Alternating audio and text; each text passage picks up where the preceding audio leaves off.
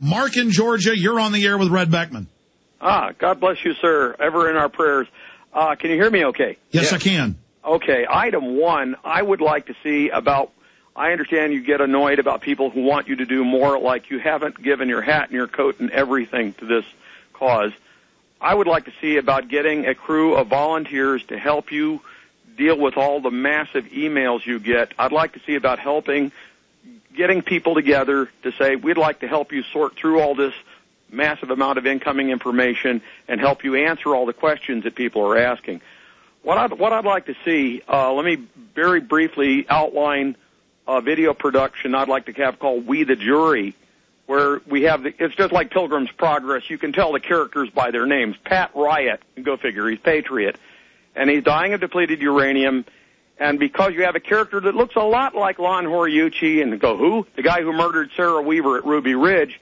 And Pat's writing to everyone, nobody's doing anything, and Pat takes actions that will suffice to say would not be called for in a lawful government that was doing what was right. But then if that were the case, and then Lon would never have dared murder Sarah Weaver. And basically, hold on just a minute. Hold on just a minute, Mark. I'm going to put you on hold for a minute. Here's the deal. It isn't that I don't like people giving me ideas, and it isn't that I don't like people telling me I need to do this or do that. It's that, you know, take people like Ron Paul's asked me to come speak at big events, and I just don't have the time because I can electronically reach 10 times as many people in the time it would take to drive to Houston. And then when I do show up at events, they have provocateurs that try to stir stuff up and create a distraction. I mean, it's literally by the book. So maybe I should be out at more events because the system doesn't like it. Also,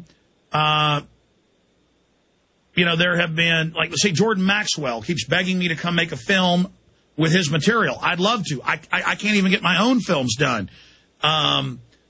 Again, we're lean and mean, and I'm not saying you're bad, Mark, but if I let 20 people in my office, guarantee you 5 of them will be feds, and they'd be trying to put me in prison within hours. And again, I don't talk a lot about this, but we're under attack. And, you know, just like Red said, it's good to have thousands of little groups out there educating others because that's invincible. Big organizations with one big giant head are too easy to shoot down. I'd rather have 1,000 torpedo boats going up against an enemy fleet than one aircraft carrier. Red Beckman, I mean, do you agree with what I'm saying? Absolutely. Absolutely. I mean, any comments on your experiences dealing with provocateurs and stuff? Well, I've been able to identify a number of them over the years. And they're not too hard to spot after a bit. They'll try to ingratiate themselves with you and one thing another, and they even may spend some money for books and things like that. But they will invariably end up trying to tell you and get you motivated to do something that would be a violation of law. And so if you have somebody come in and try to be nicey nice, and the first thing you know, they're telling you that you ought to do this or do that. Or they use the credibility of being within your operation to go tell people you're talking bad about them when you're not, just to start infighting.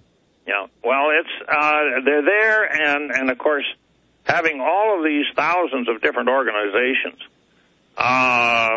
you know, in Montana, I still have a footprint there, and I told the people there, I said, every organization pick a different name, and one of them, they call themselves Montana,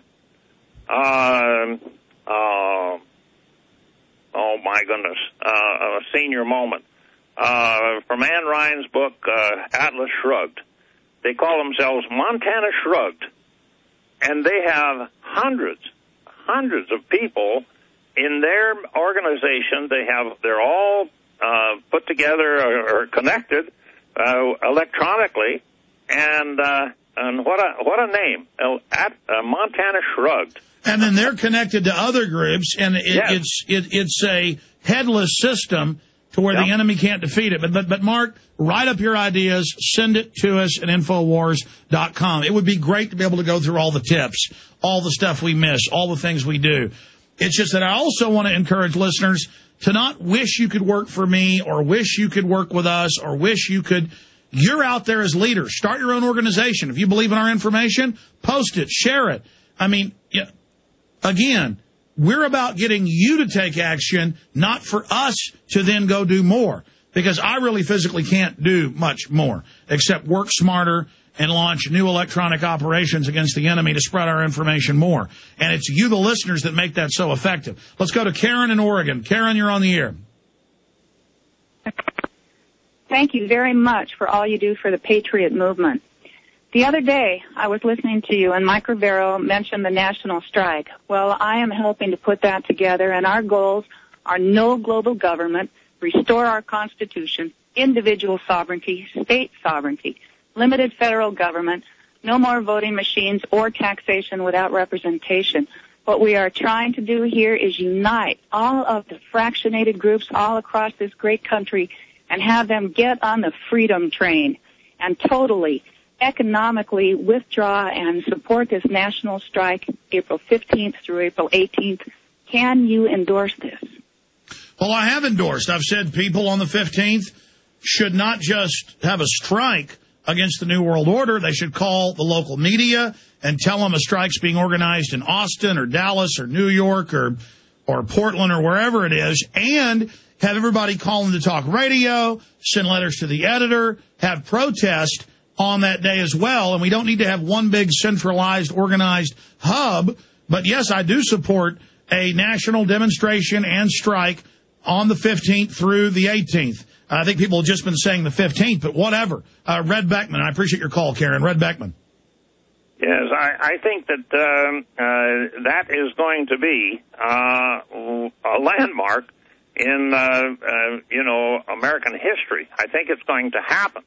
I think it's going to be big, big, big. And I was just looking through the book, Why the Militia, and I had some comments in here about the press. And we're talking about, we were talking about the Supreme Court decision letting corporations spend money for campaigns. Well, they're going to be wasting their money because people are not very dependent anymore on major media. And I had a comment, 2 or 3 of them here when I had a chapter on the media. I said, if you believe without question what you see and hear coming from major media, you are an exhibit proving that propaganda and lies can inflict serious brain damage. And then another one, major media personalities lie for a living. 7-figure incomes can cause a person to misplace his conscience. And then one, most of the millions spent during political campaigns end up in the pockets of the media. The media get the money and the people get a choice between two evils.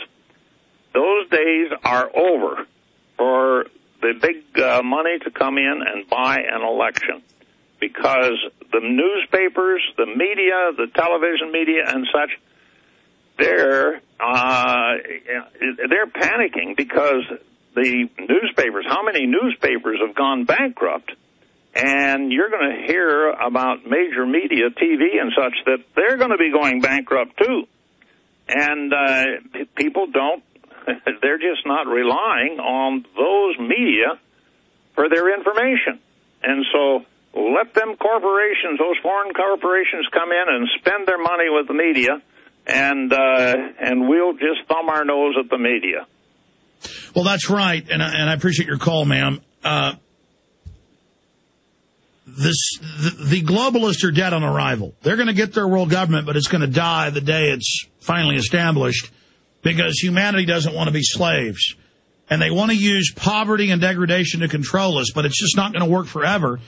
And the mainstream media isn't just dying because of the Internet. They are clearly dying in all the polls and studies because people know they're a pack of spinning, twisting, deceiving liars.